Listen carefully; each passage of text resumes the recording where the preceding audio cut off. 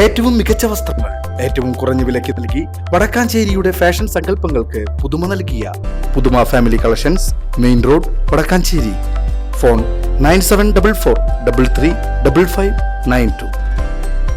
നിരവധി ക്രിമിനൽ കേസുകളിൽ പ്രതിയായ ചെറുതുരുത്തി സ്വദേശിയായ മധ്യവയസ്കനെ കാപ്പ ചുമത്തി പോലീസ് നാടുകടത്തി. ചെറുതുരുത്തി താഴെപ്പറ തെക്കേക്കരമേൽ വീട്ടിൽ 43 വയസ്സുള്ള അലി ബാബു എന്ന അലിയെയാണ് 6 മാസത്തേക്ക് കാപ്പ ചുമത്തി പോലീസ് നാടുകടത്തിയത്.